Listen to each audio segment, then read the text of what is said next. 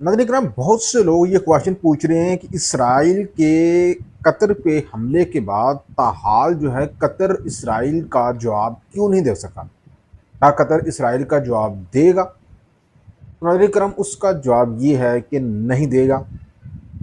अगर कुछ हुआ भी तो कुछ सफारती सतह पे कुछ अहम तरीन ऐलानात उसके सामने से आ सकते हैं, अदरवाइज कतर कुछ नहीं बिगाड़ सकता इसराइल का। इस वीडियो में हम फोकस करते हैं कि कतर कितना ताकतवर है इसराइल के मुकाबले में।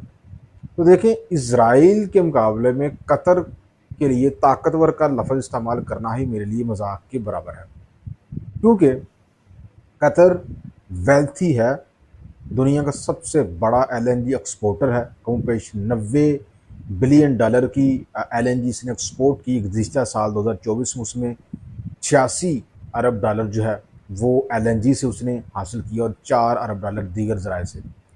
तो ये दुनिया का अमीर मुल्क तो है, लेकिन नाज़रीन इकराम, मिलिट्री के लिहाज से ये मुल्क जो है ये इसराइल के मुकाबले में बिल्कुल ज़ीरो है। मतलब ये इसराइल का ये मुकाबला कर ही नहीं सकता। ये मुकम्मल तौर पे अमेरिका के ऊपर डिपेंडेबल है। इसके जितने भी मादे हैं, सिक्योरिटी मादे हैं, वो अमेरिका के साथ हैं। अमेरिका का सबसे बड़ा फ़ौजी अड्डा है वो कतर में मौजूद है। आल्थो यहाँ की जो पर कैपिटा इनकम है वो हाईएस्ट है, 8 लाख डॉलर है पर कैपिटा इनकम।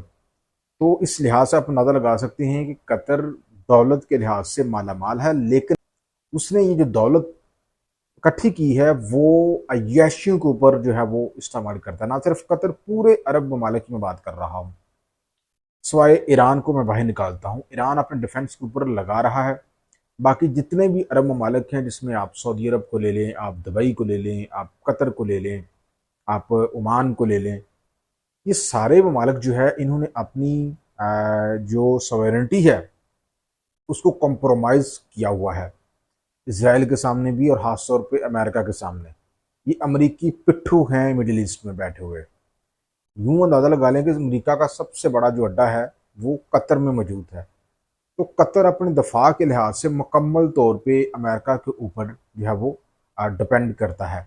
उसके पास राइफल तैयारे भी हैं जदीद किस्म के, अमेरिका से हासिल किए हुए, वैसे ड्रोन है इसके पास, लेकिन उसके चलाने के लिए उसके पास पायलट नहीं है। उसकी टेक्नोलॉजी है वो अमेरिका के पास है।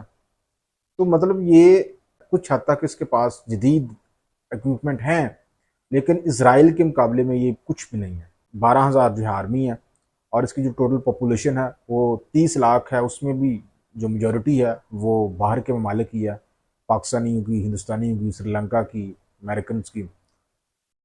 तो दूसरी तरफ अगर हम इसराइल का जायज़ा लें तो इसराइल की आर्मी 1,70,000 है, यानी कि 1,70,000 है।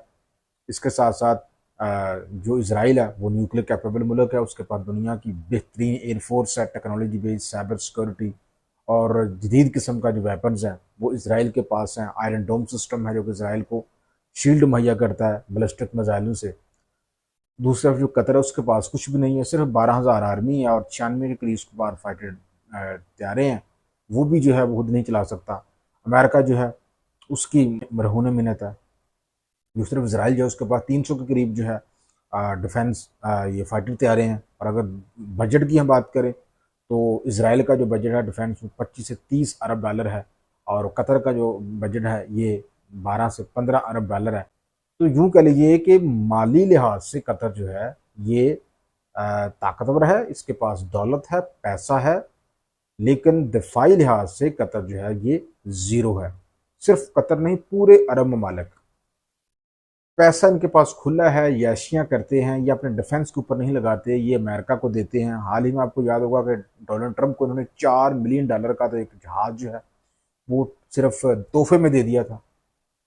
तो बाद में जब मुश्किल वक्त आया तो अमेरिका ने बताना तक पसंद नहीं किया जी, उसका जो दोस्त है इसराइल वो आपके ऊपर हमला करने की कोशिश कर रहा है या करने वाला है। तो अमेरिका ने उसको बताया नहीं। तो यहाँ पे आप अंदाज़ा लगा सकते हैं कि कतर की दफाई जो ताकत है वो कुछ नहीं है।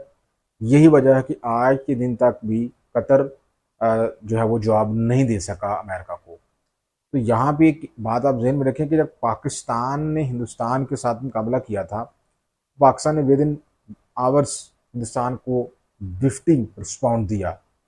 तो ये जब हिंदुस्तान ने पाकिस्तान की सॉवरेनिटी की खिलाफवर्जी की, तो ये अरब ममालक कतर, सऊदी अरब पाकिस्तान को ये मशवरा दे रहे थे कि आप हिंदुस्तान के हमले का जवाब ना दें।